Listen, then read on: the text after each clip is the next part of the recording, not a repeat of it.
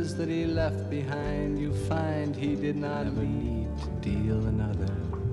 There's a gambler with a secret, a madam with a plan, and a director who told his star to stop acting like a movie star. McCabe and Mrs. Miller wasn't just a Western. It was a funeral for the genre, shot in freezing rain with a crew that thought their director had lost his mind. The studio hated the ending.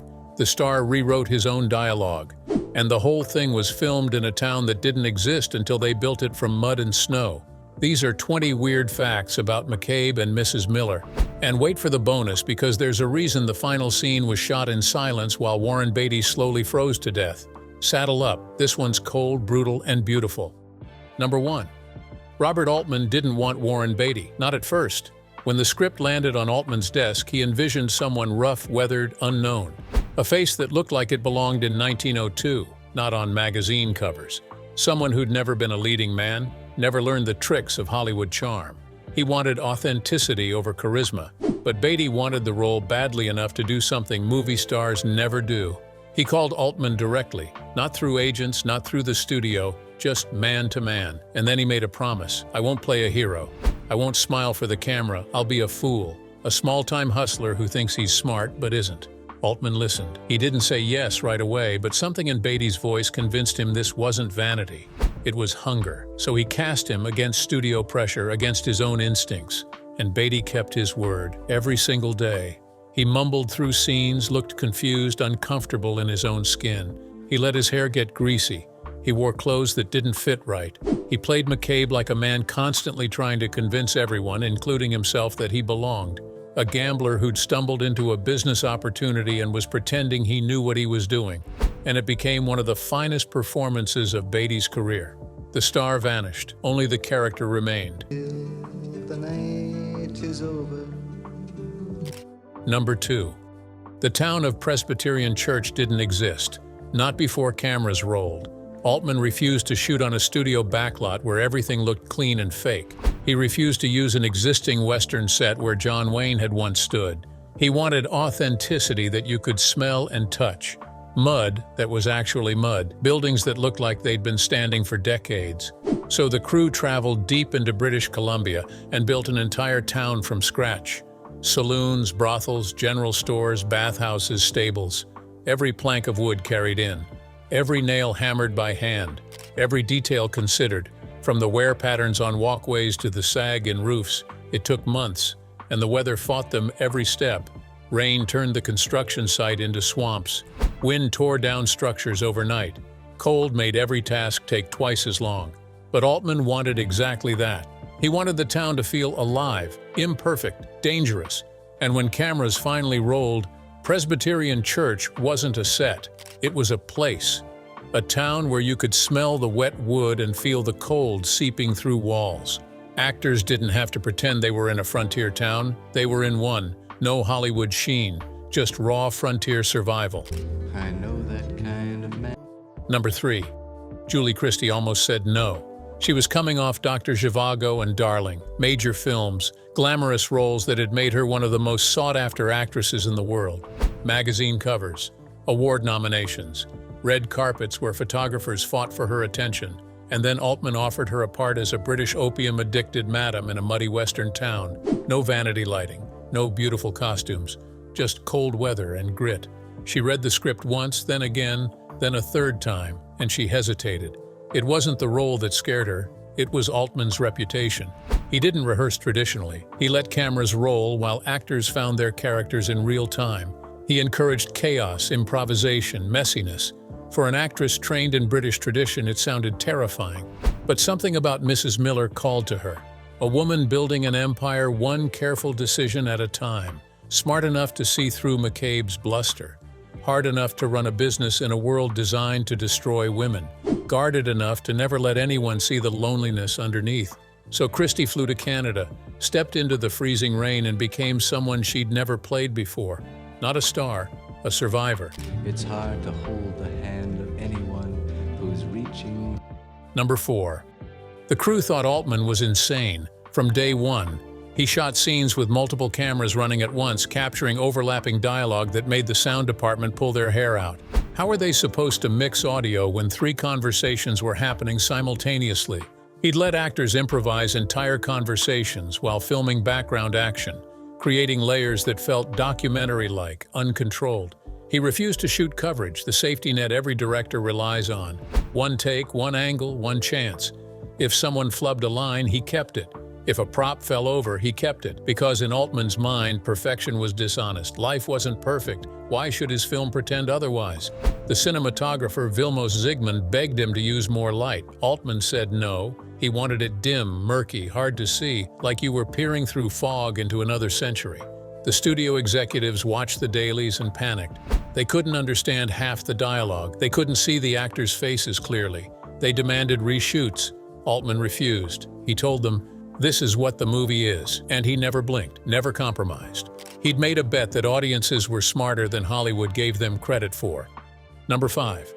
Warren Beatty rewrote his own dialogue, but not the way movie stars typically do. He didn't make himself more heroic or add clever one-liners. He made McCabe sound dumber, more rambling, more uncertain. Altman encouraged it. He'd tell Beatty, "Talk like a man who's making it up as he goes," like someone who heard smart people talk once and is trying to imitate them. So Beatty would mumble through scenes, his voice barely rising above a mutter. He'd repeat himself as if saying something twice would make it more true. He'd trail off mid-sentence, losing his train of thought, starting over with slightly different words. He'd say things that didn't quite make sense because McCabe didn't quite make sense. The character was a gambler pretending to be a businessman, a nobody pretending to be somebody. And Beatty played him like a man constantly auditioning for a role he'd already lost. Every conversation felt like a performance. McCabe trying to convince others and himself that he was smart, that he mattered. The studio hated it. They'd paid Warren Beatty a fortune to be in this movie, and now they couldn't understand what he was saying. But Altman knew better. The more McCabe stumbled over his words, the more real he became, the more human, the more tragic. Number 6. Leonard Cohen never wrote a single note for this film. He never sat in a recording studio thinking about McCabe and Mrs. Miller.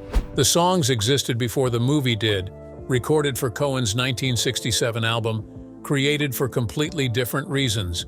But Altman heard them and knew immediately they belonged to his film. He didn't commission a score. He didn't hire a composer.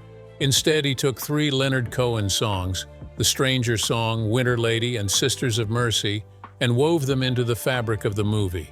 He played them on set during filming, letting the melancholy guitar and Cohen's weathered voice fill the spaces between takes. Actors heard them constantly, the songs soaking into their performances. He played them during editing, cutting footage to Cohen's cadences. The result was something no Western had ever sounded like. Not triumphant, not heroic, just melancholy and inevitable. The sound of loneliness, of people trying to connect and failing. Cohen's lyrics about strangers and lovers matched Altman's vision perfectly. And when the studio heard it, they were baffled. Where were the sweeping orchestral themes? Where was the drama? Altman just smiled, because he knew. This wasn't a Western about conquest, it was about loss, and Leonard Cohen understood loss better than anyone. It's true that Number 7. The weather wasn't scripted, it was survived. Altman scheduled the shoot during autumn in British Columbia, expecting crisp, clear days with golden light. What he got was relentless rain, day after day, fog that rolled in and refused to lift, gray skies that made every day look the same, and eventually snow. The cast and crew were soaked for weeks. Costumes never dried. Actors put on clothes that were still damp from yesterday, feeling cold cloth against their skin, shivering before cameras rolled. The mud became so thick that crew members sank to their ankles trying to move equipment. Some days they spent more time dealing with weather than filming. But Altman refused to wait for better conditions. He embraced it all. He told Zsigmond to shoot in the rain, in the fog, in the dim gray light that made everything look unforgiving. The misery on screen wasn't acting, it was real suffering the camera captured. You can see it in every frame. The actors aren't pretending to be cold, they're freezing. Their breath creates visible clouds, their hands shake, their eyes water from wind. That authenticity made the film something no set design could achieve. It made the audience feel the cold, feel the grinding reality of frontier life where survival was work and comfort was rare. Number 8. The final gunfight broke every Western rule. There was no showdown at high noon, no dramatic music, no heroes. McCabe didn't face his enemies with courage. He ran, like a frightened animal. He hid behind buildings in shadows, anywhere offering protection. He shot one man in the back, which in traditional Westerns would mark him as a coward. He stumbled through the snow, bleeding, confused, barely holding his gun with fingers going numb. It wasn't glory, it was survival. Ugly survival. Altman choreographed it to be as anticlimactic as possible. While McCabe fought for his life, the town rushed to save a burning church. They chose the building over the person, the symbol over the reality, and McCabe bled out in a snowbank, his death unnoticed, unmourned. The camera stays with him as he dies, but there's no tragedy music, no final words, no redemption, just a man freezing to death. The studio executives watched in stunned silence. One reportedly said, "You can't end a movie like this." Altman replied, "I just did, because McCabe and Mrs. Miller wasn't about redemption. It was about capitalism crushing dreamers, about a small man who bet on the wrong dream and lost everything." And Altman refused to lie about what that looks like. Number 9. Julie Christie stayed in character off camera, not ostentatiously, but consistently, quietly, completely. Between takes, she didn't chat with the crew or joke around. She remained distant, guarded, exactly like Mrs. Miller. Some cast members found it unsettling. Was she being difficult? Unfriendly? But Christie was doing something deeper. She understood that Mrs. Miller was a woman who couldn't afford to let anyone in, a survivor in a world of predators where trust could get you killed, a woman using opium as emotional anesthesia, numbing herself to loneliness. Christie knew that to play that authentically, she couldn't just put on Mrs. Miller when cameras rolled. The walls had to be real, the distance had to be genuine, so she built walls around herself, even during lunch breaks, even in her trailer.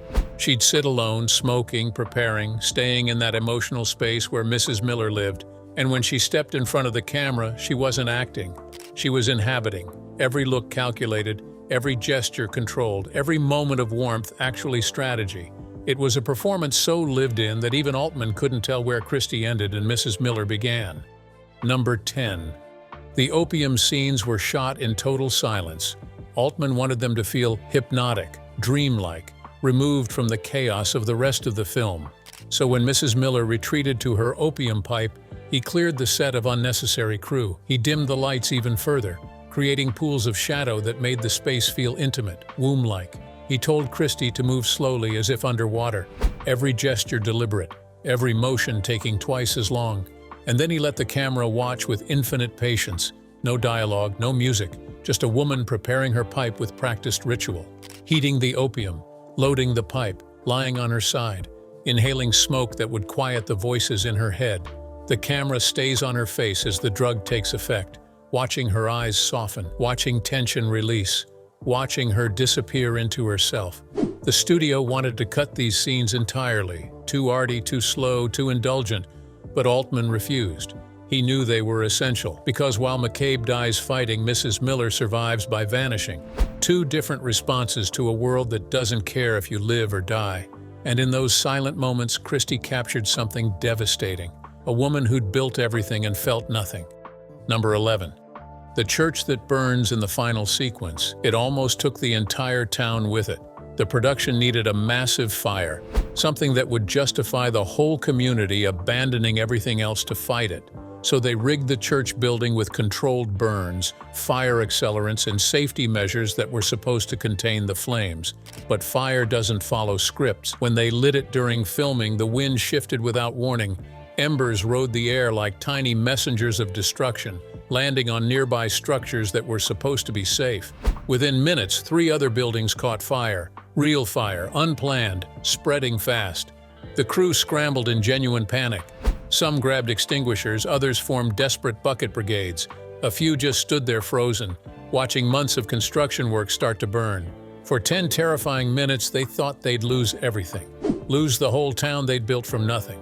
Altman kept the cameras rolling. He didn't yell cut. He didn't panic visibly. He just filmed it all, the chaos, the fear, the desperate attempts to save what they'd created.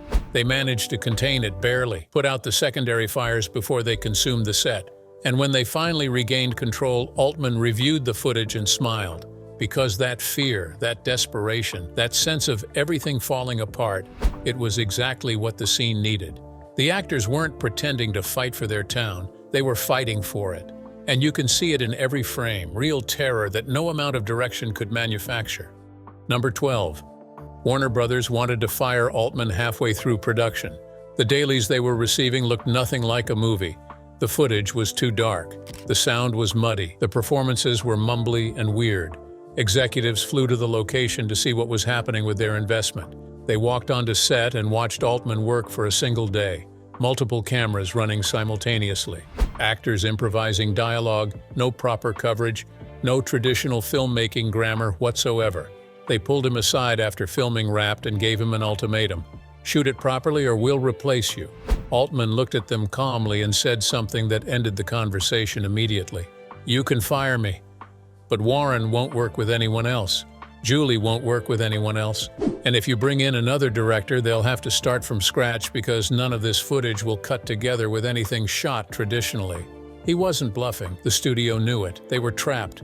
They'd already spent too much money to start over. They'd already committed to expensive stars who were loyal to Altman's vision. So they backed down, gave him the rest of the shoot. But they made sure everyone knew they hated every frame. And when the film was finished, they barely promoted it. They released it quietly, hoping it would disappear without embarrassing them too much. That he left behind, you find he did not. Number 13. The gambling scenes weren't acted, they were played for real. Altman hired actual poker players as extras and gave them real money to play with during filming, not prop money, real cash that they could keep if they won. He told them to ignore the cameras, ignore the movie stars, just play cards the way they normally would. He set up the poker tables before filming, let games run for hours while cameras captured whatever happened naturally. Sometimes the extras would win big. Sometimes they'd lose everything and you could see real frustration. Sometimes arguments would break out over suspected cheating or bad calls, and Altman would just film it all, letting real drama unfold, waiting for the perfect moment to have Beatty enter and join the game. When McCabe sits down at a poker table, he's not playing against actors hitting marks. He's playing against men who gamble for real, who know all the tells, all the strategies, all the psychological warfare. Beatty had to actually play well or he'd look like a fool. He had to win hands legitimately or the scene wouldn't work. It added genuine tension that radiates through the screen. Because McCabe's reputation as a gambler, his entire identity in that town, it all rests on his ability to read people and win at cards. And Beatty had to prove it was real, night after night, against men who made him earn every dollar on that table. Number 14. Julie Christie's accent almost got her fired from the production. The studio executives thought it was too thick, too hard to understand, too alien for American audiences. They wanted her to soften it, Americanize it, make it more accessible. They sent her dialect coaches. They gave her notes after every batch of dailies. They begged Altman to do something about it. But Christie refused to alter a single vowel. She'd made a deliberate choice about who Mrs. Miller was fundamentally. A British woman who'd traveled across an ocean and half a continent to build something in the wilderness, who kept her accent as armor, as a reminder of where she'd come from and how different she was from everyone around her. The accent marked her as foreign, educated, operating by different rules. Losing it meant losing the character's essence. Altman backed her completely, fighting the studio at every turn. He told them that Mrs. Miller's otherness was essential to understanding her. She didn't sound like anyone else in that town because she wasn't like anyone else. Her accent wasn't a barrier to understanding the character, it was the character. The studio eventually gave up fighting, but they remained convinced it would hurt the film's commercial prospects. They were probably right. Some American audiences did struggle with her dialogue. Some critics mentioned it in reviews, but Christie never regretted the decision. She'd protected something true. Number 15. The famous line, "If a frog had wings, he wouldn't bump his ass so much," wasn't in the original script. Beatty improvised it during a scene, some old saying he'd heard somewhere, some piece of folk wisdom that felt right for McCabe. Altman loved it so much he asked Beatty to use it again and again. He built an entire running motif around it. having McCabe repeat the phrase to different characters throughout the film. This meaningless bit of frontier wisdom that McCabe seemed to think was profound, that he delivered like it explained everything when it explained nothing. It became a perfect encapsulation of the character. A man using words he didn't quite understand, stringing together phrases that sounded smart without meaning much, filling silence with noise because silence meant confronting how little he actually knew. It revealed McCabe as a bullshit artist who'd learned to sound confident while feeling lost. The line has become one of the most quoted from the film, referenced in essays and film studies classes, analyzed for layers of meaning, and it started as a throwaway improvisation that Altman recognized as accidentally perfect. Sometimes the best moments in cinema aren't carefully written. They're caught in the moment and recognized as gold. Number 16. The town stayed standing for years after filming ended, slowly becoming a real ghost town. Altman wanted to leave it intact, let nature reclaim it gradually, let it age into something genuine instead of tearing it down the moment cameras stopped rolling. The production didn't dismantle the sets or salvage the materials. They just walked away and left Presbyterian Church standing in the British Columbia wilderness. For almost a decade, you could visit it if you knew where to look. Filmmakers would make pilgrimages. Photographers would trek into the woods to capture images of the decaying structures. Fans would hike through difficult terrain just to stand where the movie was shot. The buildings slowly weathered under rain and snow and sun, wood graying naturally, roofs sagging under accumulated weight. It looked more authentic with each passing year, more like an actual abandoned mining town from 1902 than it had during filming. Nature was finishing what the art department had started, but eventually, safety concerns and increasing vandalism forced authorities to make a decision. They tore it down.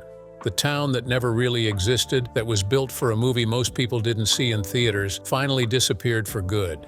But for those years it stood empty and aging. It was a strange kind of monument. A memorial to a film about forgotten people in a forgotten place, slowly being forgotten itself. Number 17. Altman and Zsigmond fought constantly about the film's visual approach. The cinematographer wanted to make it beautiful in traditional ways, to use his skills to create striking compositions and memorable images. Altman wanted it ugly, messy, real. They'd argue before almost every shot. Zsigmond would set up elaborate lighting schemes trying to add depth and texture. Altman would walk through and start turning lights off, removing fills, making everything dimmer and flatter. He'd tell Zsigmond, "Make it look like nothing. Make it look like we just pointed a camera at reality and walked away." Zsigmond would protest that it was technically bad filmmaking, that the footage wouldn't expose properly, that audiences wouldn't be able to see what was happening. Altman didn't care. He wanted viewers to strain to see, to work for every detail, to feel like they were watching through dirty glass from 100 years away. The two men respected each other enormously but had completely opposite instincts. Zsigmond wanted to make art that announced itself as art. Altman wanted to make something that didn't look like art at all. Somehow their conflict created something neither could have achieved alone. A film that's simultaneously gorgeous and ugly, carefully composed yet deliberately rough, masterful, and artless. Years later, after winning an Oscar, Zsigmond admitted Altman had been right. The film's murky quality became its signature, the thing that made it unlike anything else. Number 18. When McCabe and Mrs. Miller premiered at the New York Film Festival in October 1971, the audience was divided. Some walked out, others sat in stunned silence. A few started arguments in the lobby afterward, debating what they'd just seen. Critics were similarly split. Pauline Kael called it a masterpiece, one of the most beautiful films ever made. Other reviewers called it a boring mess, pointless, a waste of talented actors. Roger Ebert gave it 2.5 stars, calling it a sad poem about people who came west to get rich and never did. The studio's worst fears were confirmed. It wasn't a hit. Audiences expecting a traditional Western were confused and disappointed. The film made back its budget, but barely. For years, it was considered a failure, a noble experiment that hadn't worked. But then something strange happened. Film students discovered it. Repertory theaters started showing it, critics began reassessing it, and slowly, over decades, McCabe and Mrs. Miller transformed from a flop into a masterpiece. By the 1990s, it regularly appeared on best of lists. The AFI ranked it as one of the greatest westerns ever made. Filmmakers like Paul Thomas Anderson and the Coen brothers cited it as a massive influence. What seemed like failure in 1971 looked like genius by 2000. Altman had been 30 years ahead of audiences, and it took that long for cinema to catch up to what he'd done. Number 19.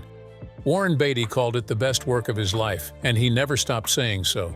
Years later, after making dozens more films, after winning Academy Awards and becoming one of Hollywood's most powerful figures after directing his own movies, he'd still point to McCabe as the performance he was most proud of. Not Bonnie and Clyde, which made him a star, not Reds, which won him an Oscar, not any of his other acclaimed work. McCabe, the role where he disappeared completely, where he played a loser and made you care anyway, where he died in the snow and nobody noticed. He'd tell interviewers that Altman had given him permission to be small, to be uncertain, to fail on screen, that most directors wanted him to be a star, to use his charm and looks to carry scenes. But Altman wanted the opposite, wanted him to bury all of that and find something real underneath.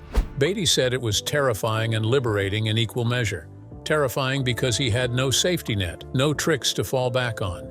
Liberating because for once he didn't have to carry a movie on his shoulders, didn't have to be the hero, could just be a person, flawed and doomed and achingly human. He wished more directors had asked that of him, wished he'd found more roles like McCabe, but lightning doesn't strike twice, and some performances are once in a lifetime. Number 20.